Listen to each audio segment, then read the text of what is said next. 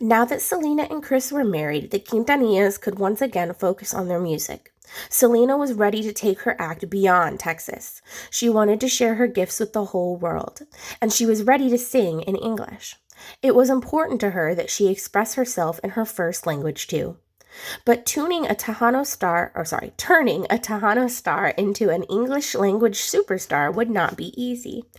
Jose Bahar, her record label manager, wanted to make Selena known throughout Mexico and the rest of Latin America first.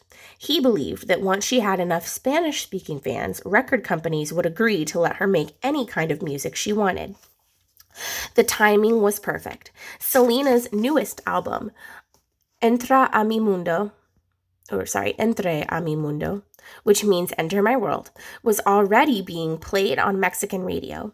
Fans in Mexico loved a song A.B. wrote called Que Crías. I tried, friends. In English. Another hit off the album was called Como la Flor, which means like a flower.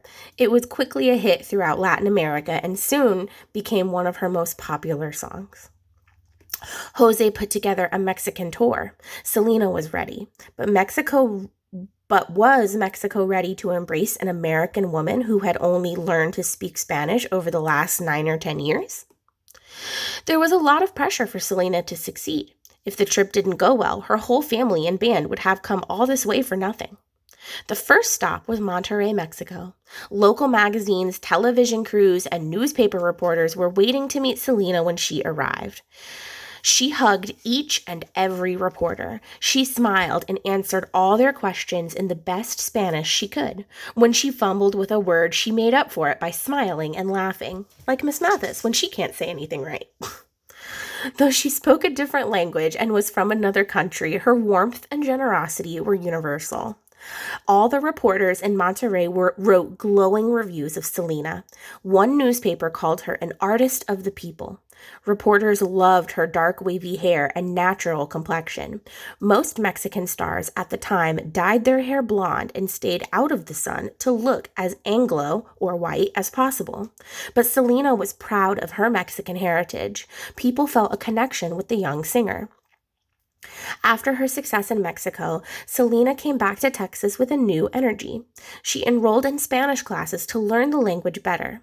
On February 7, 1993, she played to a packed arena back home in Corpus Christi. The concert was recorded and released as an album called Selena Live.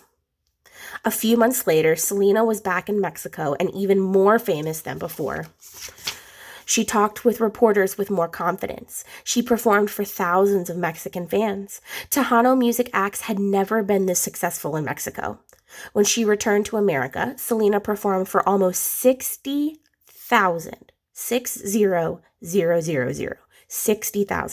people at the Houston Livestock Show and Rodeo in the Astrodome. Selena Mania was taking hold. So this video, the Astrodome in Houston, that's one of the songs on the playlist that I made for Latin music, and it has a video of Selena in one of her amazing outfits singing live.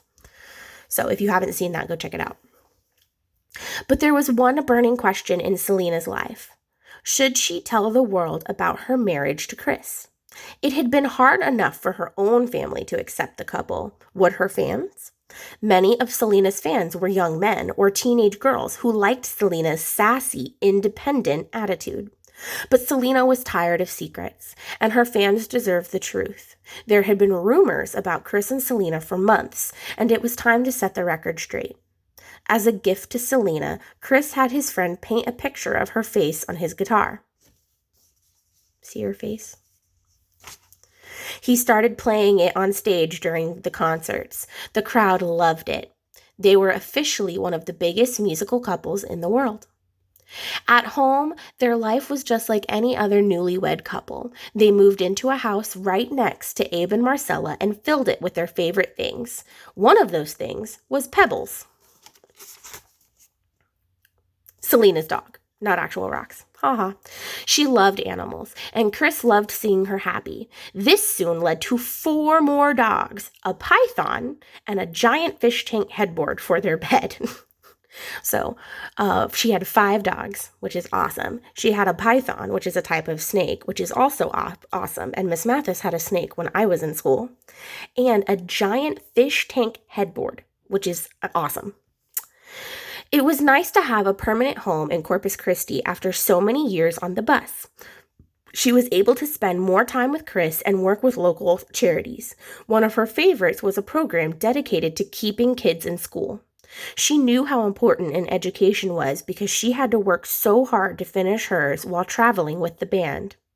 Selena now had fans in Texas, Mexico, Spanish-speaking Latin America, and other parts of the United States. One fan, Yolanda Saldivar, approached the Quintanillas about starting an official Selena fan club. She wanted to help with fan mail, appearances, and merchandise, meaning like clothes and CDs. Suzette had been handling all of Selena's merchandise, but she could use a break. After all, she was also in Los Dinos and had just gotten married herself. Yolanda soon became the club's president. Selena and Yolanda became very close, and Yolanda was taken in as part of the family. Yolanda called Selena Mija, which means my daughter in Spanish. In November of 1993, Selena's biggest wish came true. Selena y Los Dinos signed an English-language record deal. Selena was on her way to becoming a superstar.